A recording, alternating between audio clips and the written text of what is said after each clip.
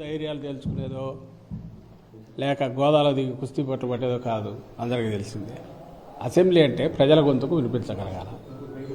అక్కడ ప్రజల తరఫున మాట్లాడడానికి ప్రతిపక్షంలో ఉన్నది ఎవరు? ఒక వైఎస్ఆర్సీపీ తప్ప ఎవరన్నా ఉండేది రెండే పక్షాలు.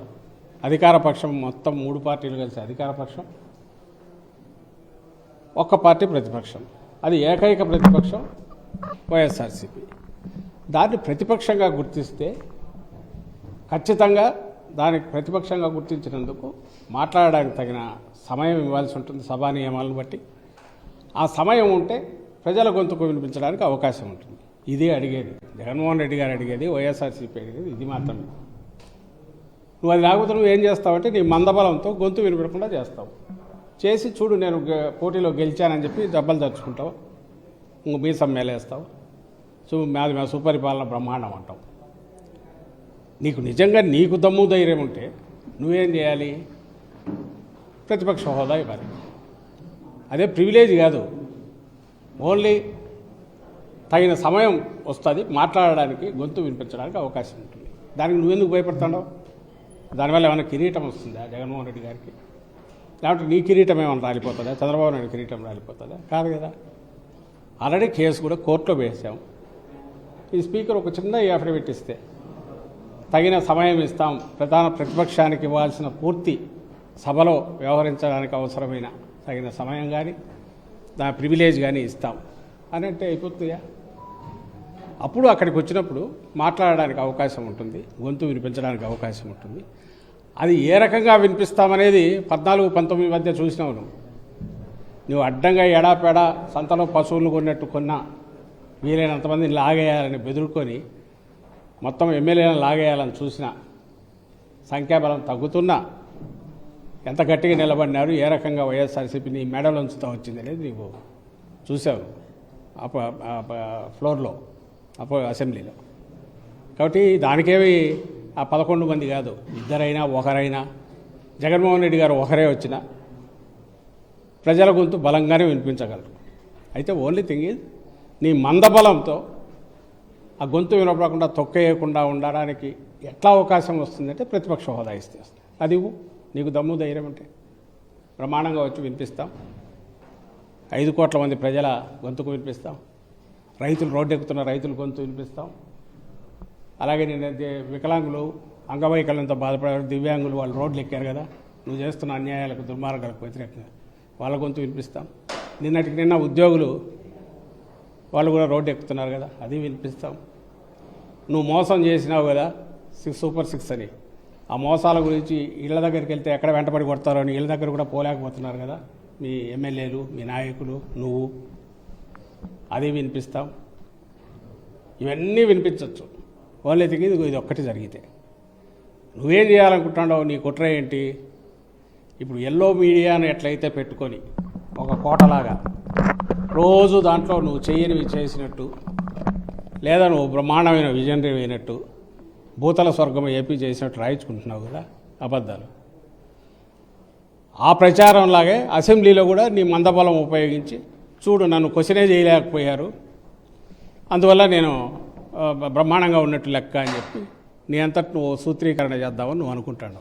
అందుకోసం పొద్దుపోయిన సవాలు వేసినావు. సో నీకు దమ్ము ధైర్యం ఉంటే అక్కడన్నా ఇవ్వు, ప్రతిపక్ష హోదా ఇచ్చివు. జగన్మోహన్ రెడ్డి గారు వస్తారు, బ్రహ్మాండంగా నేను నిలదీస్తారు. మా 11 మంది మీ 160 మందికి దీటుగా కూడా నిలబడతారు. లేదా నువ్వు సుపరిపాలనకు సంవత్సరం అని ప్రకటించి ఇంటింటికి వస్తారని 10 ఇళ్ళు కూడా తిరగలేకపోయినారు చూడు మీ నాయకులు, ఎమ్మెల్యేలు. ఇప్పుడు అదే పని ఇంటింటి దగ్గరికి పోండి. అక్కడ మిమ్మల్ని ఒకరో ఉండి జనమే ఎట్లా వెంటబడి కొడతారో తెలుస్తుంది. అక్కడైనా తెలుస్తుంది. అసెంబ్లీనా ప్రజాక్షేత్రమా? ప్రజాక్షేత్రంలో జగన్మోహన్ రెడ్డి గారు బయట అడుగు పెడితే వస్తున్న జనం కానీ, లేదా మాకు అన్యాయం జరిగిందని ఎలుగెత్తి అరుస్తున్న ఆ గొంతుకు కానీ వాటికి సపోర్ట్గా వైఎస్ఆర్సీపీ నిలబడుతున్నది కానీ మీరు గమనిస్తే ఏడాది తిరగకముందు ఎంత అధ్వానంగా నీ పాలన ఉందనేది తీర్పు ఇచ్చారనేది ప్రజలు ఇస్తున్నారనేది స్పష్టమవుతుంది. ఇంకెందుకు పొద్దుపోని మాటలు ఇవన్నీ కూడా. ఎందువల్ల మళ్ళీ చెప్తాను, నీకు ధైర్యం ఉంటే ప్రతిపక్ష హోదా ఇవ్వు, వచ్చేస్తాం. చిన్న మాట మీ స్పీకర్కి చెప్పి ఒక అఫిడవిట్ ఫైల్ చేస్తే సరిపోతుంది.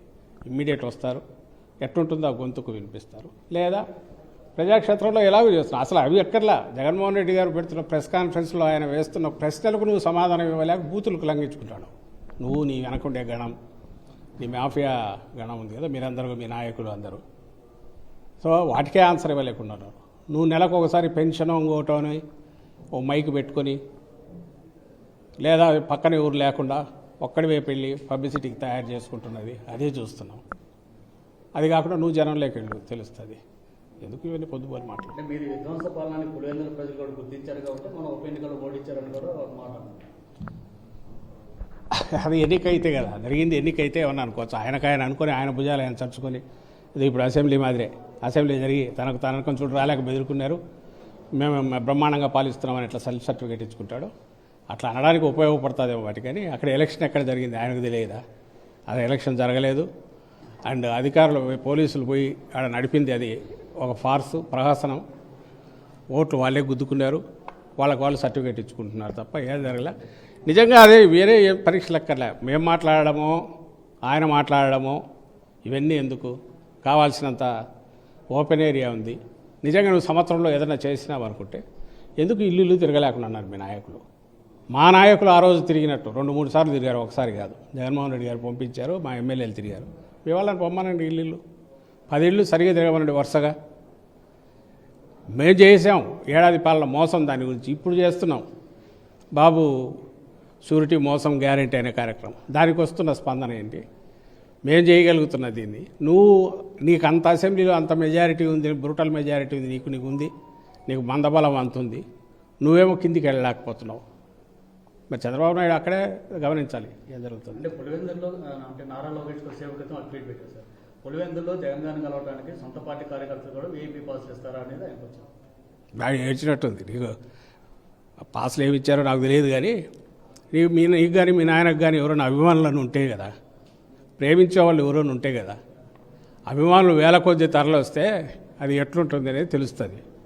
మీకు వెతుక్కోవాలి. ఏదో ఈ మధ్య ఎప్పుడు గుంటూరులో తిరుగుతున్నాడు, రోడ్ షో అని చేశాడు ఆయన చంద్రబాబు నాయుడు. ఒక్కడే రోడ్డు మీద పోతున్నాడు, చేయకుండా సెక్యూరిటీ తప్ప ఎవరు పక్కన లేరు. జగన్మోహన్ రెడ్డిని కలవడానికి రోజు వేల మంది వస్తుంటారు.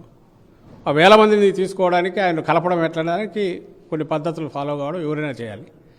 మీరు కేకలేసి అరిచినా వచ్చేవాళ్ళు ఎవరు ఉండరు, లేదా మీరు మొంగపోయి ఇల్లు తిరిగినా మీకు వచ్చి నమస్కారం పెట్టి దగ్గరికి తీసుకునే వాళ్ళు ఎవరు ఉండరు, లేదా మీ దగ్గర వచ్చేసి తమ గోడు చెప్పుకునే వాళ్ళు కూడా ఎవరు ఉండరు. ఎందుకంటే గోడు చెప్పినా మీరు పట్టించుకోరు కాబట్టి. ఈరోజు కూడా ప్రతిపక్షంలో ఉన్న ఇక్కడికి వస్తున్నారు ఎవరన్నా వచ్చి బాధలు చెప్పుకుంటూ, మాకు ఏదైనా ఇచ్చేయండి అది చేయండి అని. అక్కడికి ఎవడు పోవట్లా, ఎందుకంటే ఏదో జరగదు కాబట్టి. అలాంటి మీరుకు జగన్మోహన్ రెడ్డి గారికి పోలిక. ఊరికి అనవసరంగా ఏదో అంటాడు లేపి తన్నించుకోవడం అంటే లోకేష్ ఆయన చేస్తున్న పని అలాంటిదే. మీ నాన్నకు కానీ నీకు కానీ అభిమానులు ఉండరు, ప్రేమించే వాళ్ళు ఉండరు. మిమ్మల్ని వచ్చి ఒక్కసారి మీ దగ్గర మిమ్మల్ని పలకరిస్తే చాలనుకునే వాళ్ళు ఉండరు. ఇక్కడ జగన్మోహన్ రెడ్డి గారిని కలిస్తే చాలనుకునే వాళ్ళు రోజు వేల మంది వస్తుంటారు. వస్తున్న దాన్ని ఏ రకంగా ఇచ్చేయాలి, అందరూ కలిసి వీలైనంత ఎక్కువ మంది కలిసేట్టు ఎట్లా చేయాలి అనుకోవడానికి ఏర్పాటు ఖచ్చితంగా చేస్తాం. మీకైతే అవసరం ఉండదు కాబట్టి ఏదో అంటాడు అందరి ద్రాక్ష పుల్లన, మనకు తెలియదంతా చెత్త పిచ్చిది అని లోకేష్ అనుకుంటా అంటే ఆయన అజ్ఞానానికి జాలిపడడం తప్ప ఏం చేయలేదు. 30 ఏళ్ళు రాజకీయ జీవితం ముఖ్యమంత్రిగా చంద్రబాబు నాయుడు గారు చేసుకుని సెలబ్రేషన్స్ కూడా పెద్ద ఎత్తున చేసుకున్నారు. సంస్కరణలన్నీ కూడా చంద్రబాబు తీసుకొచ్చారు. 30 ఏళ్ల వెన్నుపోటు వీధి ఉత్సవాలు, అసలు వార్షికోత్సవాలు కూడా జరిపితే బాగుంటుంది. జరుగుతున్నాయి కూడా. 30 ఏళ్ళు అనగానే గుర్తొచ్చేది ఎవరికైనా ఎన్టీ రామారావుని ఎట్లా దించాడు, ఆ దించడమే కాదు ఆయన్ను రోడ్డు మీద ఎట్లా పడేశాడు, కట్టుబట్టలతో ఆస్తులు కూడా లాక్కొని, వ్యవస్థలను అప్పుడు ఎట్లా మేనేజ్ చేసి ఘోరంగా అవమానకరమైన రీతిలో చేశాడనేది ఈ సమకాలీన చరిత్ర తెలిసిన అందరికీ తెలుసు. లక్కీగా అప్పటికి వీడియోలు కూడా ఉన్నాయి కాబట్టి ఈరోజు కూడా ఆ దినం వస్తే మన ప్రజలు కూడా మళ్ళీ చూస్తుంటారు ఎన్టీఆర్ గారు ఎట్లా తిట్టిపోశారో, జామాత దశమగ్రహమా ఏదో ఇట్లాంటి పేరుతో ఏ రకంగా ప్రపంచంలోనే ఇంత నటుడు ఇంత దుర్మార్గుడు ఎవరు ఉండరని ఏ రోజు సర్టిఫికేట్ ఎట్టించాడో ఎన్టీఆర్ గారు, ఇవి అందరికి గుర్తున్నాయి. అవి గుర్తు చేసుకోవడానికి కరెక్టు ఇది.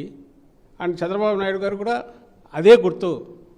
పీడకలనండి ఇంకొకటేనండి, తన ఘనకార్యం అంటే గుర్తొచ్చేది ఇదే వస్తే ఎందుకంటే ఆయన చేసిన ఏకైక ఘనకార్యము దాన్ని ఏమంటారు డూబియస్ రికార్డ్ అంటాం. దాంట్లో ఆయన చేసిన గొప్ప ఇదేంటంటే అత్యధిక మెజారిటీతో గెలిచిన ఎన్టీఆర్ గారిని అన్ని దీనిలను వదిలేసి అడ్డదారిలో అడ్డంగా దించేసి వాళ్ళ కుటుంబాన్ని కూడా మభ్యపెట్టి తన వైపు తిప్పుకొని సైకలాజికల్గా మేనేజ్ చేసి లేని మెజారిటీని చూపించుకొని అంటే అన్ని రకాల నవరసాలు ఉన్నాయి దాంట్లో ఆ రోజు జరిగే దాంట్లో. ఆఖరికి వ్యవస్థలను కూడా మేనేజ్ చేశాడు. కోర్టులో కూడా అలాంటి తీర్పే తెచ్చుకొని కంప్లీట్ ఆస్తులతో సహా కొల్లగొట్టాడు. ఈరోజు ఆ ఎన్టీఆర్ ట్రస్ట్ అయితే ఇవన్నీ కూడా పర్సనల్ దీనికి తీసుకొచ్చేసుకున్నాడు ఇమ్మీడియట్ తను రావడంతోనే. అంటే ఒక పొలిటికల్ పార్టీ పెట్టిన దాన్ని లాగేసుకోవడమే కాకుండా ఆస్తులన్నీ లాక్కోవడమే కాకుండా వాటిని తన పర్సనల్ దీంట్లో కూడా మార్చుకునే ప్రయత్నం కూడా చేశాడు. సక్సెస్ఫుల్గా అయ్యాడు అందులో చాలా భాగం. ఇలాంటి వాటన్నిటికీ డూబియస్ రికార్డ్ ఏదైనా ఉంటే ఆయన హిస్టరీ, ఆయన 30 ఏళ్ల ఘనకార్యాలు వాటిని తలుచుకోవడానికి పనికొస్తుంది. కామెంట్ చేశారు. జగన్మోహన్ రెడ్డి గారు ప్రజాస్వామ్యం గురించి మాట్లాడుతున్నారు. ప్రజాస్వామ్యంలో ప్రతిపక్షం అనేది అసెంబ్లీ గురించి ప్రజా సమస్యలు చర్చించాలని స్పీకర్ గారు కామెంట్ చేశారు. ఇప్పటికైనా ఆయన అసెంబ్లీకి వస్తారా లేదా చెప్పమని అడుగుతాం. సింపుల్. నేను ఇంతకుముందే చెప్పాను కదా, ఆయన ఒక్క మాట కోర్టులో కేసు ఉంది. ప్రతిపక్ష హోదా ఎందుకు అడుగుతున్నాం అనేది కూడా దాంట్లో ఎక్స్ప్లెయిన్ చేశాము. అది ఒక కిరీటం కాదు, అది వస్తే సభా నియమాల ప్రకారం సమయం వస్తుంది కాబట్టి మాట్లాడవచ్చు. సింపుల్గా ఆయన ఒక అఫిడవిట్ వేసేసి yes will give whatever ఆ ఫెసిలిటీస్ టైంకి రిలేటెడ్ సభలో ఫ్లోర్లో వ్యవహరించడానికి ప్రధాన ప్రతిపక్షంగా గుర్తిస్తాం అని ఒక మాట అనేస్తే జగన్మోహన్ రెడ్డి గారు వస్తారు. ప్రజల గొంతుకు ఎట్లుంటుంది, ప్రతిపక్ష వాణి ఎట్లుంటుంది అనేది గతంలో వినిపించింది, మరింత బలంగా ఇప్పుడు వినిపిస్తారు. వినిపించడానికి కావాల్సిన, ఎందుకంటే మోసం అప్పటికి మించి ఇంకా ఎక్కువ చేశాడు కాబట్టి చంద్రబాబు నాయుడు గారు నిలదీయడానికి కావాల్సినవి ఉన్నాయి. కానీ ఆయన స్పీకర్ నోట బూతులు తప్ప వేరే రావు. ఎవరు అయ్యన్న పాత్ర గారు ఆయన ఇలాంటి పెద్ద పెద్ద మాటలు కూడా లాభం లేదు. ఆయనకు తెలుసు తను ఏం మాట్లాడుతున్నాడో. అవి అక్కడికి వస్తే నిజంగా క్వశ్చన్ చేయడం ఏ రకంగా తమ తట్టుకోలేరనే విషయం ఆయనకు తెలుసు. ఆయన సిద్ధహస్తుడు ఏదన్నా అయితే బూతుల్లో సిద్ధహస్తుడు అవుతాడు. మరి ఆయన స్పీకర్ స్థానంలో కూర్చొని మొన్న కూడా ఈ మధ్య కూడా నోరు బారేసుకున్నట్టున్నాడు. ఆయనకు తెలిసిన ఏకైక భాష కానీ ఇవి కానీ ఇదే ఉంది. ఇప్పుడు మనం అంటున్నందుకు మళ్ళీ తిడతాడేమో తప్పదు. బూతుల్లో ఎక్స్పర్ట్ ఆయన వచ్చి అసెంబ్లీ గురించి, దాని పవిత్రత గురించి, లేకుంటే అక్కడికి వచ్చి వ్యవహరించాల్సిన తీరు గురించి జగన్మోహన్ రెడ్డి గారికో వైఎస్ఆర్సీపీకో నీతులు వల్లించడం అనే దాంట్లో దానికి ఎలాంటి అర్థం ఉంటుందైతే నేను అనుకోవట్లేదు. సార్, ఫైనల్గా రుషికొండ బిల్డింగ్ల గురించి మొన్న వరకు జగన్ ప్యాలెస్ ఉన్నారు, ఇప్పుడేమో టూరిజం బిల్డింగ్లు అంటారు. ఈ 2 నాలుగుల ధోరణి ఏ విధంగా చూస్తున్నారు? అక్కడే తెలుస్తుందిగా. ఆ రోజు వాళ్ళు ఏ రోజు అన్నారో, ఎప్పుడైతే అది రుషికొండ ప్రాజెక్ట్ జగన్ ప్యాలెస్ అన్నారు ఆ రోజు తెలుసు. ఆ రోజు అడిగాము, అదే అయితే రాసిచ్చేసి మరి తీసుకుంటామని చెప్పి. కాదని వాళ్లకు తెలుసు.